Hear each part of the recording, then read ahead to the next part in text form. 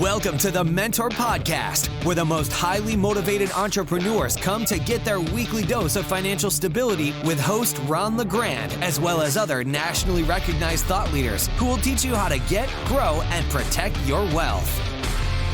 Well, hello, everybody. This is Ron LeGrand with another episode of the MentorPodcast.com, designed to help you make more money and make it faster and keep more of it. And I have a very special guest on the line today. Her name is Loral Langemeier, and she is a legend. Been all over the radio and the TV, and I've known her for years. And I'm going to tell a story about her that she doesn't know I'm going to tell here. So welcome, Loral. And we're discussing today how people survive this virus thing and what should we be doing during this virus. And frankly, in many respects, it is a positive. It creates a lot of opportunity. So as entrepreneurs, which are listening here today, tell me who you are and what your background looks like so those who know you can get a feel for who you are. Awesome. Well, thanks for having me back, Ron. So I am Loral Langemeier. I have 5 New York Times bestsellers. I've been in Dr. Phil's Money Expert, back on a lot of media channels, back on a lot of Fox News, Channel 2 here locally, Face the Nation, Face the State, talking about money and like what do you do with money. So I'm known as the Millionaire Maker. And I'd say, how would you generalize my background, Ron? I mean, I'm a real estate and a gas and oil millionaire, primarily real estate, and then got into a lot of other businesses. I've gotten out of, marijuana companies. I've got a lot of varieties of companies, and I'm with you. I think this is one of the greatest transfers of wealth, and it's going to go quick. And I'm helping people a lot with just strategy. What do you do? How do you do it? Do you come back alive? A lot of these companies are down, and I don't think they have a lot of help assessing, do you come back? And then really, how do you come back? Because I don't think you come back the way you went into this. Okay. So in your opinion, we got several different types of classes of folks out there right now. Those who are actually doing well. In fact, I can tell you by going through some of the businesses that I like, restaurants. You drive-through restaurants have got to be doing better than they were when they were open. I mean, the lines are a mile long, and they don't have the overhead and constant food going through there. I bet they're loving it. At least the ones that have the good, valid drive-through business. A lot of them don't. But I see a lot of businesses doing very well. And then, of course, many of them are closed. So we got folks that are doing okay. We got folks in business that are closed. And then we got folks that weren't in business and are not doing okay because, frankly, they were living from day to day and they don't have any excess money set aside. So, but I think the good thing is it's forcing a lot of folks to change the way they do things. And I'll tell you one thing I like about it. I'm probably going to get in trouble for saying this, but I like the fact that it wakens some of these millennials up to the fact that they are not entitled to a damn thing. Things can get worse, and they will get worse, and it's only a matter of time because we don't have this before for 100 years, but we've had ups and downs, and the people that come out the other side are the people who run the world and profit from not running scared because the entire country is running scared. So look, I mean, there's things we got to do, no question. But there is. So what takes up most of your time right now, and how is this thing affecting what you do? I'm helping people. I have never.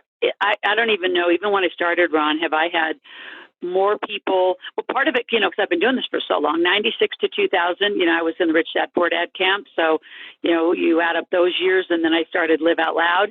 And, I've been using every brand name from Integrated Wealth Systems to Ask Loral to, Millionaire Maker Store. I mean, I've just gone really, online. And I think for you and I and some of us who have lived our life offline, when this happened, I was May 7th. I was actually in Houston, Texas, and I saw it happening. I called I called from Harry Dent to Barry Habib to Kelly Corsack, just like great economists, interesting economists, just getting a feel for what's happening.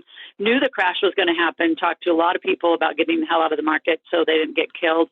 Most people didn't. They stand, around. And March 17th was probably one of the greatest days. And for an off Wall Street real estate, centric person, man, we went into the market very quick. So I have been very every day, I bet 12 hours a day helping clients. From my point is sharing the history is I've got clients back from 1999, from 2001, 2010, 2008, 9, 10 say, oh God, don't let this happen to me. And again, it's like, well, what have you been doing since 10 to now to get ready for any sort of an economic or financial turn? So I'm with you. I think there's three camps of people: the people who live day to day and have never made it a priority to have a different life, which I would think this time, because there's nothing else to do, no excuses to be anywhere, they actually start shifting and getting some strategy. The ones that I'm loving helping are those that are laid off. 22, 24 million people laid off. And I'm on a massive campaign, become an entrepreneur. You may not have to go back. Make a choice this time, since you've been so literally for the last beginning of May.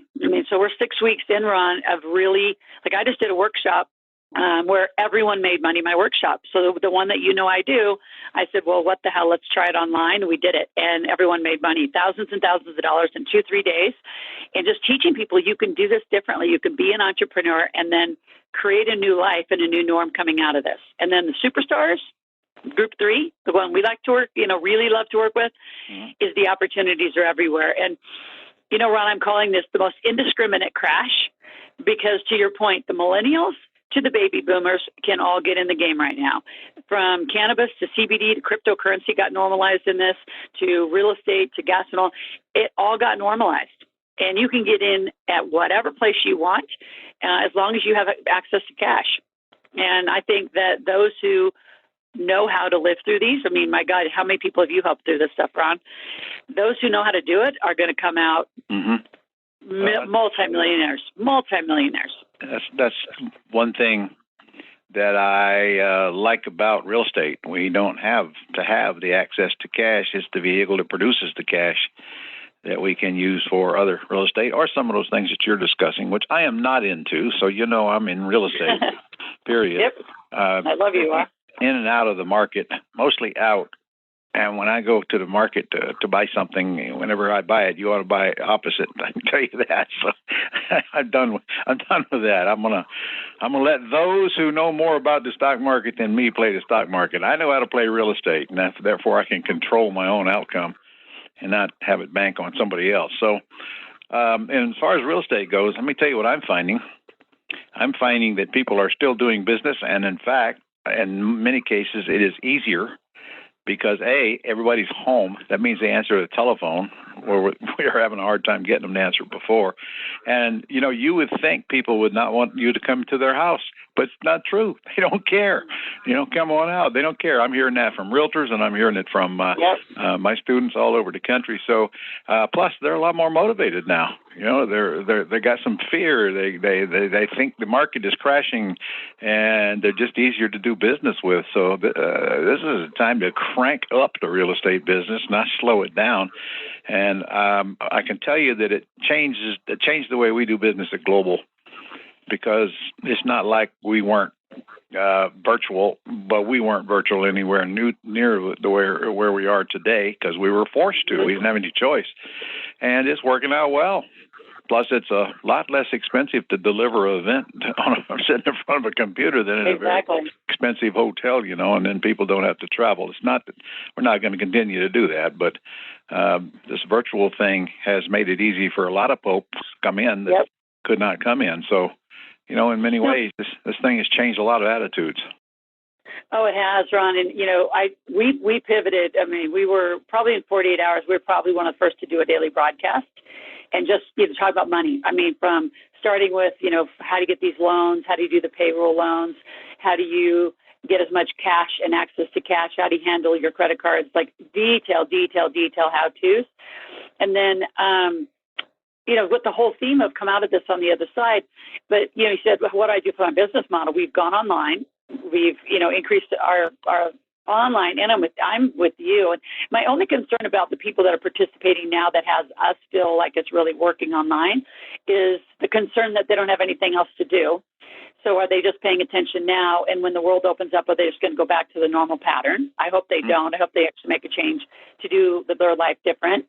But the other thing I found, and you and I can talk more about it, is that, sponsors are still willing to sponsor even these online events, really strategically done. So we're doing a lot of that. And then we just kind of accelerated some of the more custom strategy offers that we're doing for people. It's basically, what's your problem, and let us help you. All right. Well, let's talk about you're Loral Langemeier. People that are listening to you are not. So they're thinking to themselves, well, I can't do what she does. So interesting. Yes, they can. Oh yeah, but it's going to take more convincing than we're going to do here in 30 minutes. I can tell you that. So let's think about those folks who are not working, who are struggling to pay their bills, trying to get through this thing so they can go back to work. Let's come up with some suggestions to help those folks that they may not have heard before, such as, when you can't pay your bills, the worst thing you can do is ignore your creditors. That's the worst thing you can do. And we're in a place right now where they're all going to deal with you because they don't have any choice. I know you folks have heard people say that banks are going to allow you to not make payments. Well, that's not going to happen unless you contact them and request it. I can tell you that. They're not just going to send you a letter and say, don't send us any money this month. So. Well, and I'm saying the same. And it concerns me heavily, some of these, news channels and some of the, here's what I would say about us going online is beneficial for us. What's not beneficial for us is the volume of just new, interesting ideas, I'll call them, to be very nice, that are on the internet. The internet is so crowded with the good, the bad, the ugly, and people barely knew how to do due diligence. So I'd say to those listening, really watch your sources of what's going on the internet. I mean, you can't just, because you got probably another couple million people who just decided to be experts and pop their crap online, and they're wrong. There are literally sites, Ron, to your point, saying, deal with it later, just, conserve. Everybody's forgiving payments. No, they're not. I am totally with you. If it's a mortgage or anything that's in the financial institutes, you better protect your credit coming out of this and get it in writing. You just don't call and sit on a hold line for 4 hours and B of A or Chase or Citibank or whoever you're talking to says, oh, it's fine, Ron. You can delay payments. Well, where's that in writing? Yeah. All that's going to affect their credit. And there's these horrible, news like channels that are saying you'll just have to pay interest. Bullshit. You're going to kill your credit, your corporate credit, and then everything that you've worked to even get somewhat in order. Mm-hmm. I'm telling people, if you can pay it, pay. If you want preserve, definitely defer and preserve and get your interest rates low. And I have walked a lot of people through. I actually have a script for people to call their creditors, and I actually have a script for tenants to landlords and landlords to tenants. I early said get way out in front of this. If you know that you have tenants that have been behind, get in front of it. Don't, pray they're going to do it. Just call them. So what are we going to do? What's your situation? How can we make this work? Can you pay payments every week? Like as a landlord, get way in front of it so you aren't getting toppled in no cash flow or surprised. And as a tenant, if you can't do it, don't ruin your credit with your landlord. Like just get in a conversation. And we actually crafted some scripts. I'm sure you have scripts to these people too. That's a big piece of preserve what you have. And as best you can, I mean, my conversation is about being more of an entrepreneur. So very creatively do whatever you can. And I'm not saying that you should go create some multi-million-dollar enterprise right now. The book that I'm going to give all your listeners is called Put More Cash in Your Pocket. It was designed in 2009 for exactly that. A 21st century lemonade stand, make a couple extra $1,000. Clean out your garage and do a bunch of eBay and Amazon. That's exactly where we're going next. Okay, I'm in this position. I'm living week to week. Give me some ideas. Putting you on the spot here, but since you just told me you wrote a book on it, now I'm not worried about it anymore. So give me some ideas what I can do to make more money, which is a whole lot easier than I'd rather make more money than try to deal out my debts. I can tell you that. But in a time like this, you got to work on both. But there's only so much you can do to deal out your debts. But making more money, I mean, Mike, you just named a couple. It's time for a yard sale. You need to clean out the junk out of your house anyway. You can make some folks can make an awful lot of money just doing that. And why not? What a great time! You got nothing to do. You're sitting at home. Get your junk out of your house, put it in your yard, and have a yard sale. And that's just a good start. Well, I have actually 1,000 different ideas in that. I love that we make fun of books. So think about what you do. Like any sort of tech. Think of the amount of people that have to go online. If you're a good, call it teacher, tutor, where you've been at the school and you've been a teacher aide, do you know how many parents don't know how to teach their kids how to teach homeschool? I mean, kids' grades are suffering. I think one of the biggest systematic fallout that we're going to see coming into the fall are grades. Students, I'm watching it I have a 7th grader and a sophomore home from college, and their kids are going to get it or not. So from tutoring to online, how do you get on tech? How do you set up someone's website? How do you do an ad? What do you have to sell? What can you help other people do? Delivery services, create your own delivery services. You know how many older folks cannot get out? They're at risk. I mean, my mom's one. She's in Nebraska, right? If it wasn't for my siblings living around there, she can't get out. There's a lot of people that can't and shouldn't get out to even get their groceries. So, do that. Well, I mean, stop. Go do whatever you need. Take a breath. Don't pass out on me here. All right. I won't. You just said delivery services. Come on. There's Uber, there's Lyft, and then think of all of those food delivery services. I got a daughter that drives for Postmates.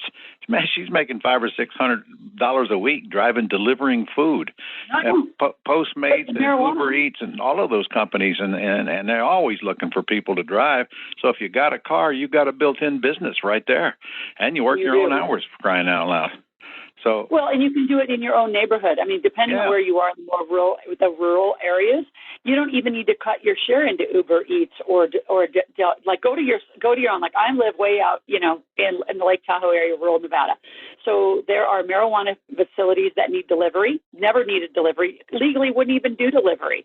Right? There are restaurants that are further out, unique little places in the mountain. No. You know what it's going to take to get an Uber Eats out there?